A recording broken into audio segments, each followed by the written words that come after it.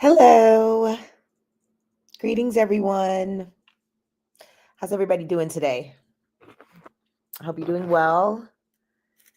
I hope you've gotten your favorite tea. I've gotten mine. This is about how much flour I add to my daily tea. I fill this up twice. Underneath my flour is soursop leaves. So I'm also live on Fanbase. So if you see me checking in over here, that's what I'm doing. Um, but happy Wellness Wednesday to everyone. Thanks for being a part of the Heal Out Loud show. Season 2, episode 1 wasn't as bright as I would have liked it, but we had to do a check-in and kind of give everybody an update on where I am and how I'm doing. So I'm grateful that I checked in last week. Lots to talk about this week. So let's start with covering first. This season's going to be a little bit different than last season. Last season, I was focused on the radio show and still living in Las Vegas. This season, I have transitioned over to Georgia. I am staying at my mom's. That's where I am currently. And I have the pleasure of bringing to you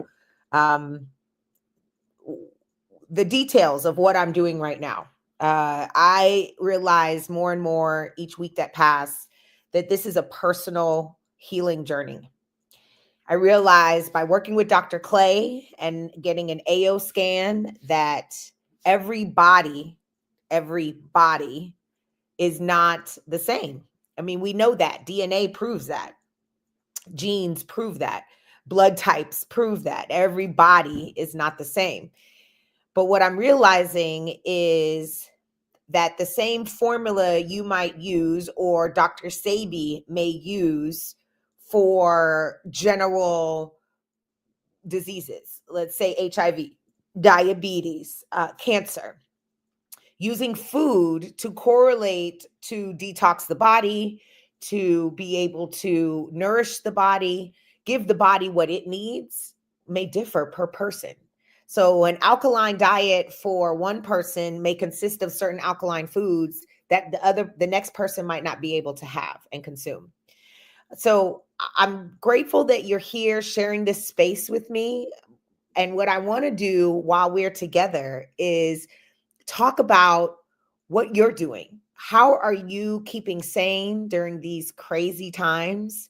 I saw a post earlier today, and I'm going to be sharing it on my Fanbase page. That's where I'm live now. Fanbase is where I'm going to be migrating over all my social media activity to. I've decided to leave Instagram. I'm leaving Facebook. I will stay on LinkedIn because it's professional and it provides a professional space to talk about cannabis and talk about plants as medicine. So I appreciate LinkedIn for being that way. So I will be keeping my LinkedIn page and profile, but I am going to be deleting Instagram and Facebook. I've already deleted. Well, actually, I tried to delete my X account this morning and it gave me an error. It wouldn't let me deactivate my account. So I don't know what that means. I've removed X from my phone already. I did that after the election. But now I'm trying to deactivate my account and I can't. So if I'm the only one that's having trouble, I can't imagine I'm the only one having trouble. So let me know in the comments when you watch this video if you're also having trouble deactivating your X account. What I realized is I need to use social media as a tool to get my message out, to share my story with folks. But I don't want to continue to support Meta, Mark Zuckerberg's platform for anything. And then I definitely don't want to support anything that Elon Musk is doing. So no X for me. So I'm hoping that you'll join me over on Fanbase. I'm testing out the platform. I've already transferred over all of my images and videos from Instagram as well as from TikTok. I'm going to be not utilizing that as well because they are obvious supporters of this administration very blatantly by putting it into their message when they came back online the day after they got banned. So it's just interesting dynamics. And since I have to use social media as a tool, I am sharing this message with others. What I found on social today. Stay on for only about 20 minutes. That's it. Give yourself time yourself. Put a timer on. Go online. Do what you need to do. Post. Follow up with comments. 20 minutes tops. And then with the rest of your time that you would normally be scrolling, go outside. Spend time with friends face to face, not FaceTime, but face to face time with friends. Enjoy a little serotonin and whatever brings you joy. Do those things because what we're going to be watching and hearing for the next few years here is going to put a lot of people into energy sucking mode as opposed to energy giving and light giving. And so I'm asking us to be conscious of that, be conscious of what you are watching, what you're listening to, because that's going to make a big difference in how you treat other people. And so I hope that you can understand that these are going to be times that we're going to need to share and spread a lot of love. And if we're not doing that, then we're going to be part of the problem. So I'm hoping that you all can understand what that means to show love, give love. It's why I wear a heart on my temple here. I need a haircut, but it snowed in Columbus yesterday, so I couldn't go get a new haircut. But the hearts that I wear on my head, normally 2 of them, are to remind me to lead with love. They're green normally because that's my other color. Purple and green are my colors. And so the hearts, though, on my temple, on my head, that I usually have cut into my head, thank you to Nappy Root Barbershop for always hooking me up, are to remind me to lead with love. And so when people ask me that, that's what it's for. The green being for the green heart chakra color. So just a reminder. And then I wear purple on my crown to remind me to tap into my higher self. It is the crown chakra. And it is to remind me that I am royalty and to align myself with my higher self. So I hope that you all are doing things daily that brings you joy, that I love wearing purple because it brings me joy. But another thing I love doing is being outside. And so Luna and I are waiting for the snow to melt, which it's been doing since this morning here in Columbus. We got about 3 inches of snow last night, but I'm watching it melt away now. And hopefully by this afternoon, that's why I'm doing my live stream now this morning, so that by this afternoon, we can get back outside and go back to our 5K a day. So I am grateful that you're here with me. Let's jump right into all of the things that are happening. So quick update. I received yesterday, the FedEx delivery person brought it to me in the snow. So I'm grateful FedEx was still working yesterday. So I hope everybody's staying safe out there. So yesterday I received a letter from Emory Transplant Center. I have been accepted onto the transplant wait list. Received the letter right here. So what that means is there will be a blood test that I'll have to take monthly, send them the lab results from that monthly blood test. That test it is called a HLA antibody samples. And what that does, well, I don't know what it does yet, but I need to be sending that into Emory once a month to remain on the list.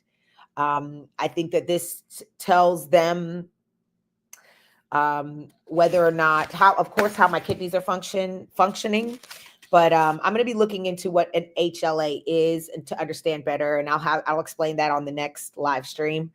But yeah, got that news yesterday. So I met with the evaluation team at Emory Hospital on December 26th. My mom and I drove up there for about a 7-hour day long appointment. And from that, I met with about 6 people of the evaluation team, including a dietitian and nutritionist, including the director, who is the surgeon, who is the actual kidney transplant surgeon. I also met with financing. I met with a social worker. And all these individuals were evaluating me to be put onto the wait list. I've shared with you previously that I have a living donor. Gretchen Gailey, my friend, lobbyist in DC, is my living donor.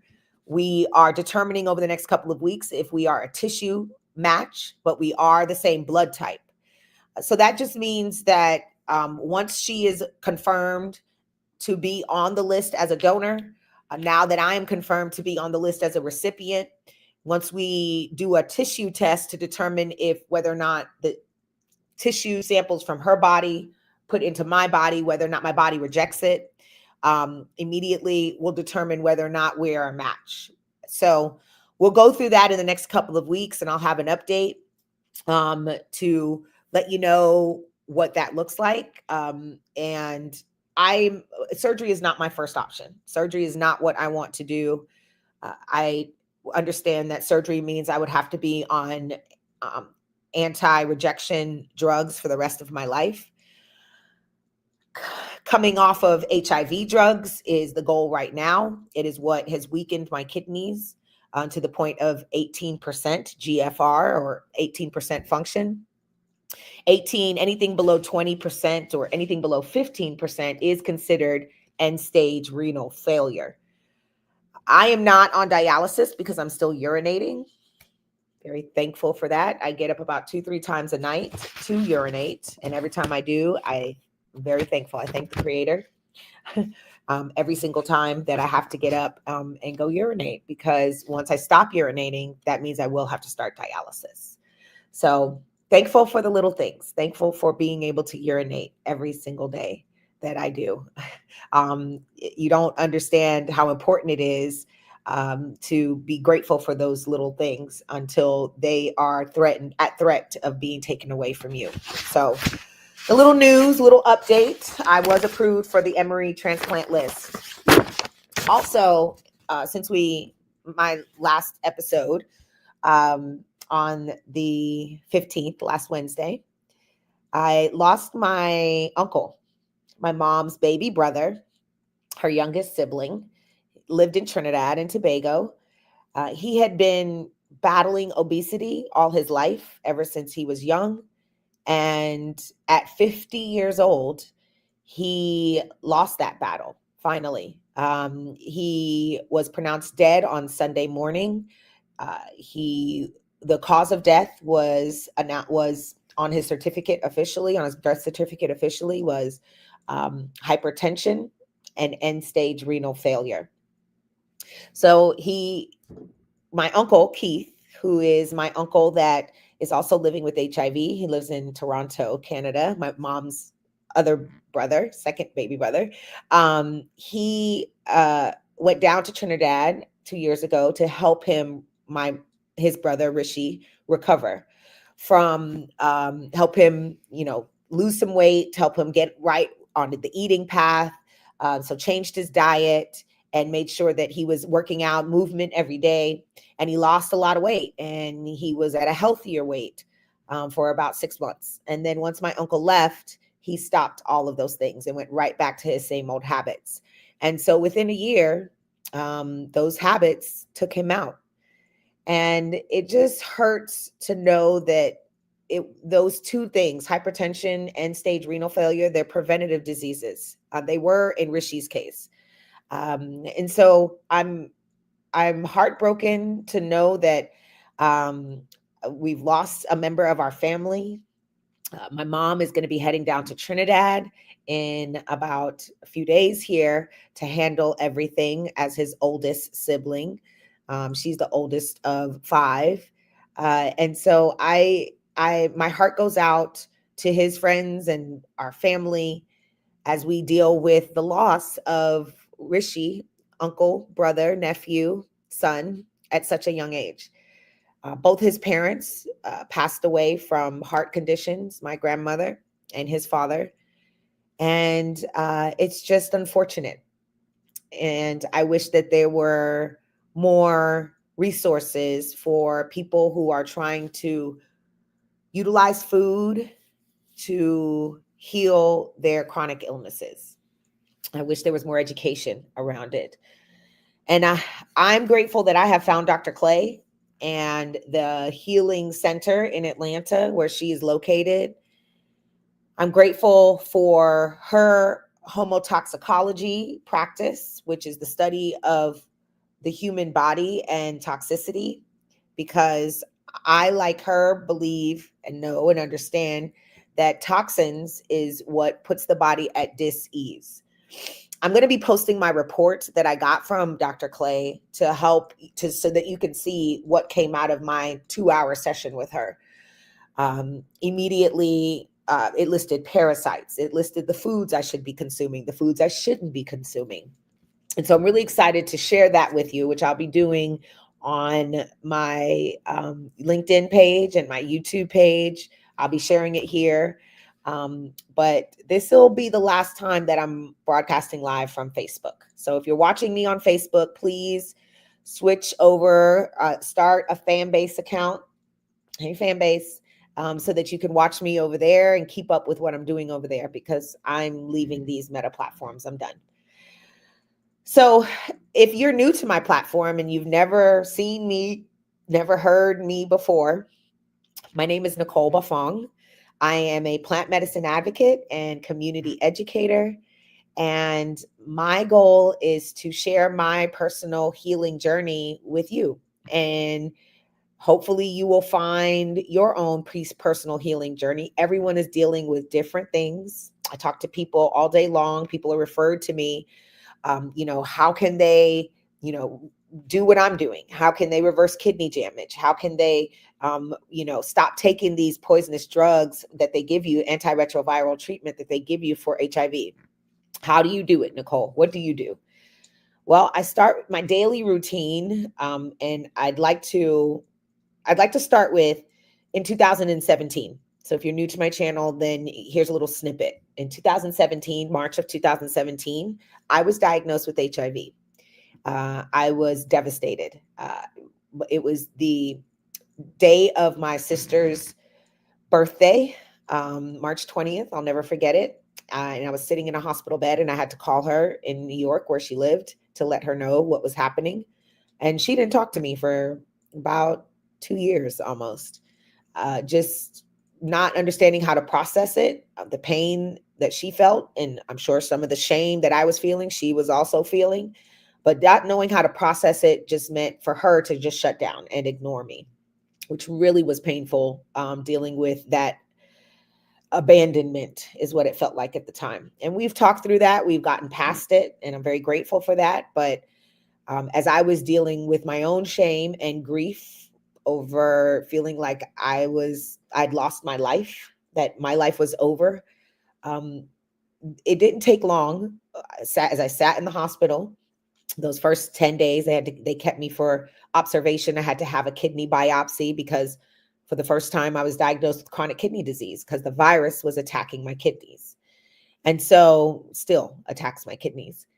And so as I laid in the hospital for those 12 days, I remember having a very vivid dream, God visiting me and reminding me that food is your medicine, Nicole. It's something that I've always known. We had lost Dr. Sabi about 8-9 months before that.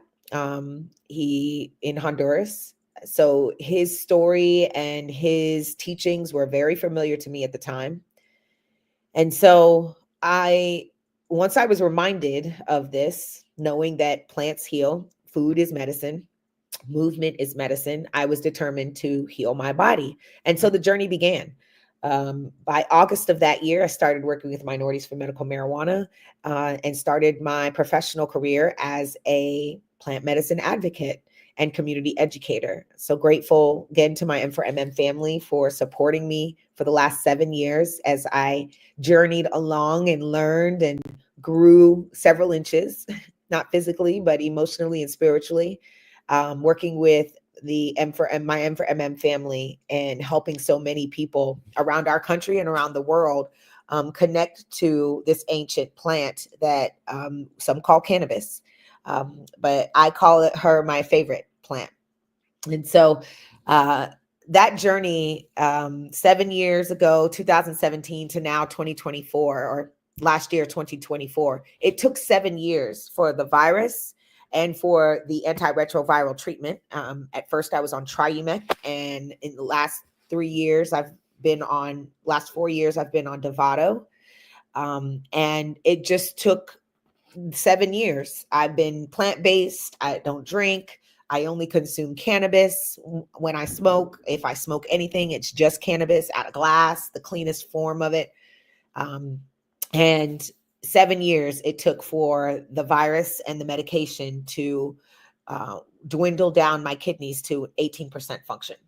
And so when I learned my function was at 20% in August of last year, right after my birthday, right after my 43rd birthday, I realized that if a kidney transplant is what I would be facing in my future, then moving back to Columbus, Georgia with my mom is where I needed to be. And so I packed up everything in Vegas and I drove cross country and moved back here to Columbus.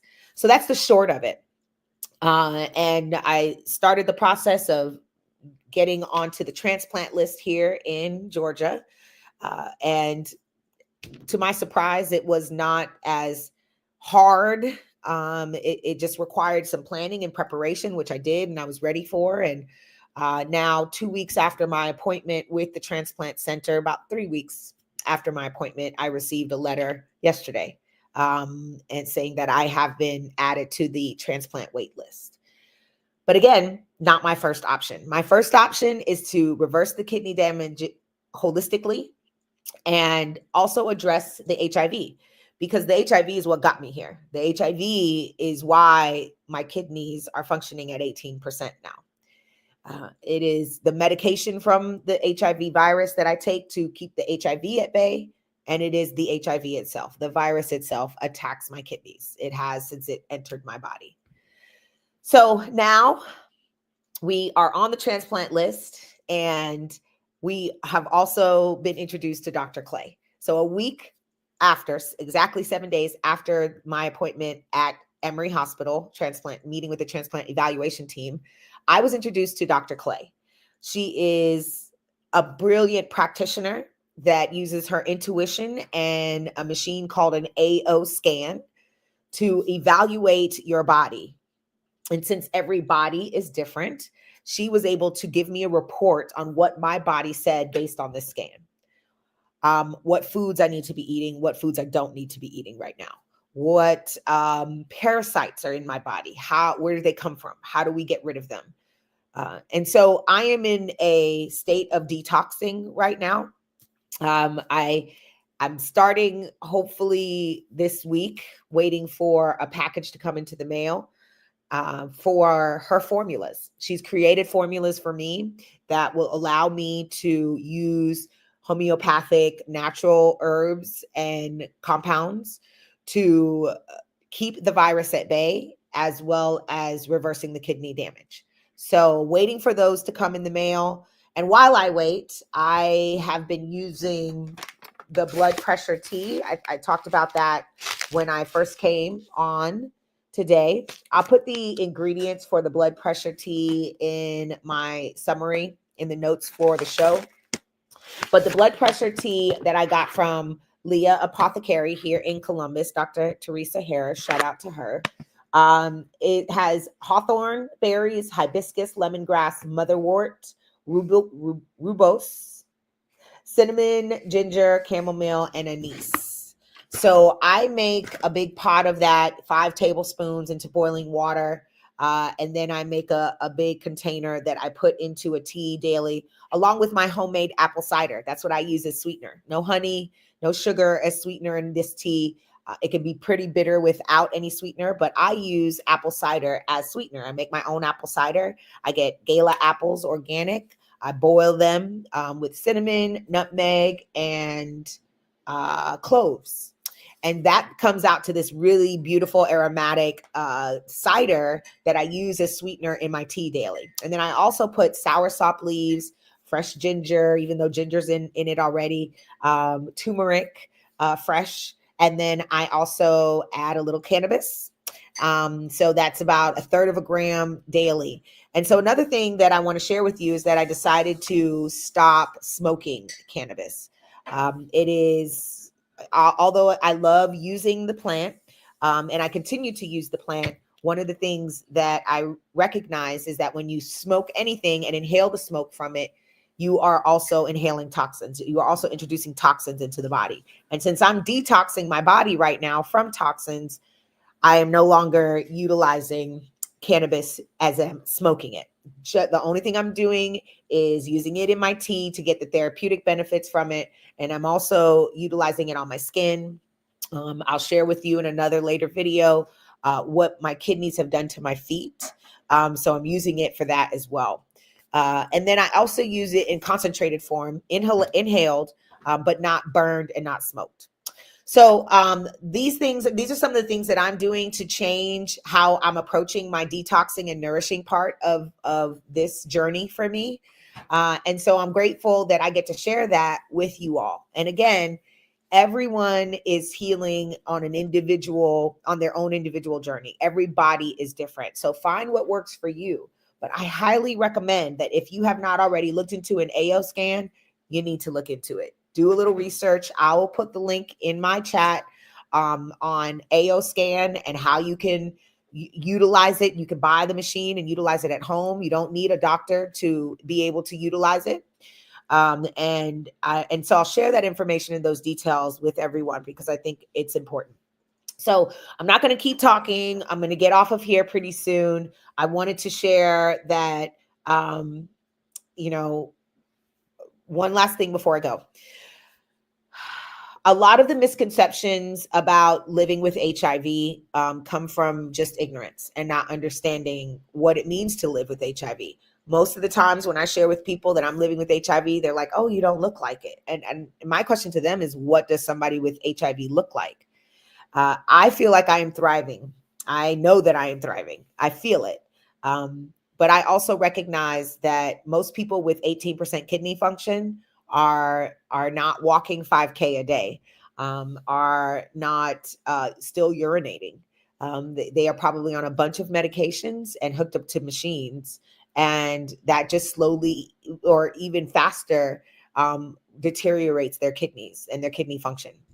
So I'm grateful that I get to share this journey with you all in this way, authentically and transparent, to share why I'm doing it my way, why I am affirming that I am the doctor of my own body. It is because of my conviction. It's because of what I tell myself, how I am healing.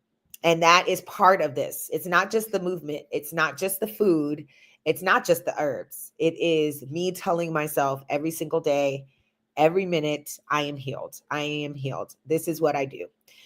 This is what my body does. Me telling myself that is part of this process. And that part I know will work for you too. That is universal. It is the frequency. What you tell yourself and what you put out into the atmosphere, that's what will happen. That becomes your reality. And that's why now, during this very divisive time in this country, it is so important for us to come together and recognize the power of our words, the power of our voice, the power of our actions.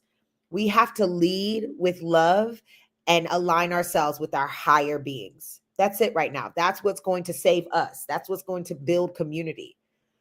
Lead with love and align yourself with your higher self. That's it. Let's do more of that. Okay, folks? I mean, that's not it. It's actions too. Now we have to,